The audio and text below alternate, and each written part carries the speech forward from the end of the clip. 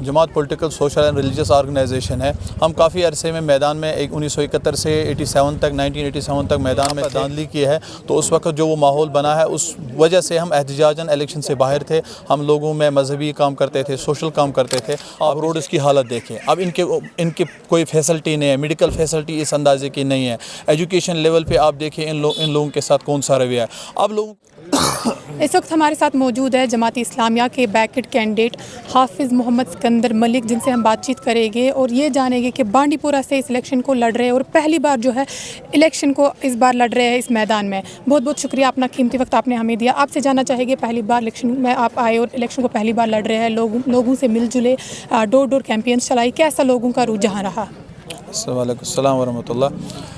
ہم نے جہاں تک کمپین ڈور ڈور کی ہے ابھی بھی چل رہی ہے, تو الحمدللہ لوگوں کا ریسپانڈ اچھا مل رہا ہے, کیونکہ لوگوں نے ہمیں ابھی تک نہیں آزمایا ہے. لوگوں کے پاس ہمارا جو چہرہ ہے, ہم ایک وہ اس طبقے کے ساتھ وابستہ ہے جو مکاری کی سیاست پر یقین نہیں رکھتے ہیں, جو جھوٹ اور فریب دہی سے کوسوں دور ہے. ہماری سیاست اصولوں کی سیاست ہوگی اور انشاءاللہ ہماری سیاست میں شعوری سیاست کا قدم ہوگا. تو لوگ مجھے بھرپور تعاون دے رہے ہیں, حالانکہ میرے پاس وہ دوسرے لوگوں کی طرح جیسے یہ سٹینڈ سے گاڑیاں لاتے ہیں, پھر دو دو گاڑیوں میں بٹھاتے ہیں. ہمارے ایک ایک گاڑی پر اگر ہمارے پاس ابھی 40 گاڑیاں ہیں, کسی گاڑی میں 30 بندے بھی سوار ہیں, 20 بندے بھی سوار ہیں. اس لحاظ سے آپ خود اندازہ کیجئے لوگ ہمارے ساتھ کافی جڑ رہے ہیں. جماعت اسلامیہ سے وابستہ ہے اور آپ سے جاننا چاہیں گے کہ ایک وقت جماعت اسلامیہ الیکشن کو بائیک آؤٹ کرتی تھی, کیا سوچ کے آپ الیکشن میں آئے؟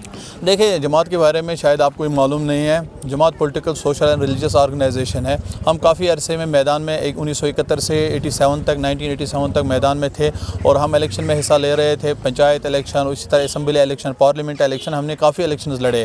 لیکن 1987 میں جو ریکنگ ہوئی ہے, نیشنل کانفرنس اور کانگریس نے یہاں پر داندلی کی ہے, تو اس وقت جو وہ ماحول بنا ہے اس وجہ سے ہم احتجاجاً الیکشن سے باہر تھے. ہم لوگوں میں مذہبی کام کرتے تھے, سوشل کام کرتے تھے. اب پچھلے الیکشن کی وجہ سے ہمیں بوسٹ ملا ہے. ہم سمجھتے ہیں کہ اب الیکشنز بھی فیئر ہونے لگے ہیں, تو اس وجہ سے ہم نے سوچا ہے کہ ہم اس میدان میں بھی کوشش کریں گے, لوگوں کے پاس جائیں گے اور لوگوں کی فلاح و بہبود کے لیے کام کریں گے. کافی پرانی کینڈیڈیٹ سے ابھی آپ کا مقابلہ ہے, کہاں پہ آپ خود کو دیکھتے ہیں؟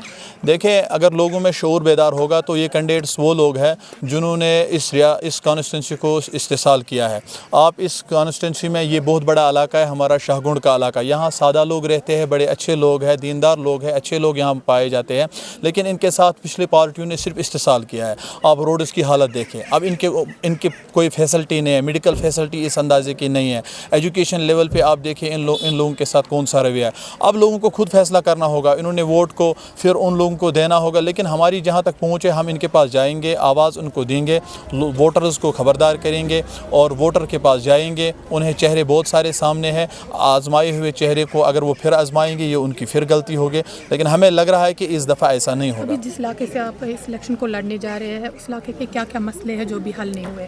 دیکھیں, بانڈی پورہ, جہاں تک بانڈی پورہ کا تعلق ہے, بانڈی پورہ میں ایک گرلز کالج ہونا چاہیے. بانڈی پورہ میں روڈز آپ دیکھیں, وہ 1947 کا سنگل روڈ ابھی جا رہا ہے.